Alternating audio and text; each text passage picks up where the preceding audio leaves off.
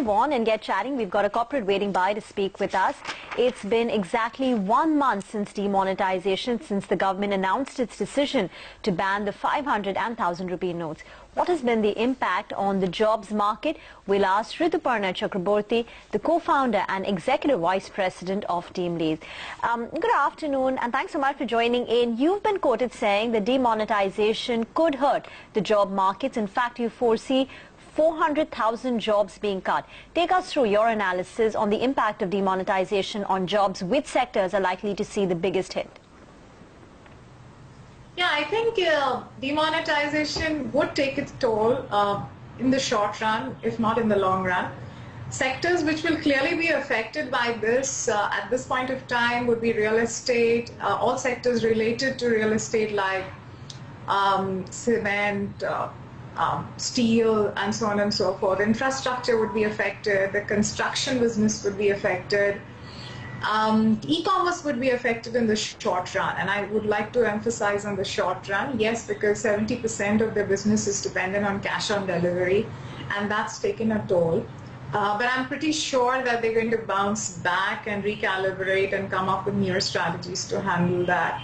High-end consumer durables, high-end luxury goods, automobiles, again, the high-end ones definitely will take a toll. And but yes, I believe that there would be other sectors which are benefiting from demonetization. Fintech has taken off. Digital payments have probably doubled their consumer base in the last 1 month. And they are hiring exponentially. I think the kind of demand that I'm seeing over the next few months in just sectors are phenomenal. I haven't seen that before.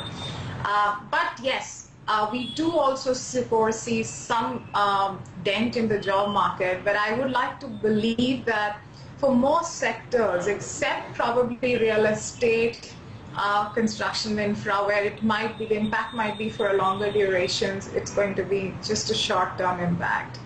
Yeah, but construction and real estate does employ the most number of people. Rituparna, hi, good afternoon, Prashant here. Just to begin, how did you arrive at the 4 lakh number? You're saying that 4 lakh jobs could be lost. First and foremost, that's a figure that. Okay, I think we lost the link with Rituparna there. We'll just try and have her back in just a bit, but apologies for that. The link froze there. But she was making the points, I think, which are now well recognized, which is the real estate, cement, steel, infrastructure, construction, e-commerce. These are sectors. E-commerce in particular, she of course said that the losses could be temporary in nature because when 70% of the deliveries in e-commerce are cash on delivery. So as that goes down, companies don't need that many personnel, riders, etc.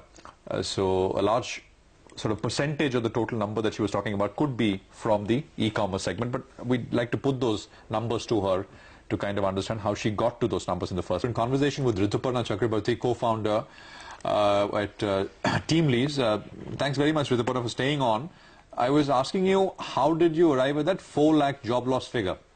Right. So I first and foremost, that I'm not the owner of that figure, so that figure hasn't come from TeamLease. However, we do anticipate a 5 to 7% overall impact in the formal job market in comparison to how things were same time last year.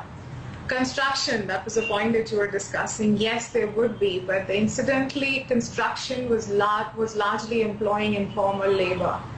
And construction, real estate, there's a large number of informal labor which is engaged. And I think given the change in the structure and the new approach which the demonetization has brought in, informal workforce definitely will take a toll. But in the long run, the upside of that is most of this work would be compelled to be moved into the formal free of things. Rituparna, sorry, just a quick point. You said you're not the owner, you've not published that number. Where is that number coming from? Have you So picked it up from... Honestly, that's what I'm not the custodian of the number, so you can check that because I saw the number in the media somewhere, but I have not come up with that. So I think we should now that it's clear, we should not use that number because we don't know. I mean, we thought that the number was coming from TeamLease, so we should refrain from using that number because, I mean, it is a pretty large number. Honestly, an estimate of that sort at this point of time is very difficult to quantify, but I do believe there would be a 5 to 7% negative impact. Okay. In the overall, yeah. Rituparna, could you give us a sense of what impact this will have on TeamLease's, revenues in Q3 as well as Q4? Because your revenues are directly linked to the staffing market. So how has Q3 shaped up for you, and what's the spillover impact on Q4? So, incidentally, the impact has been largely seen in sectors which employ a large number of informal workforce, right? Right. And of course, construction and real estate being one of the largest, there is little or no representation of real estate and construction in our spread of industries. Also, as a conscious practice, TeamLease have always believed in having an extremely diversified portfolio. I think our past experiences have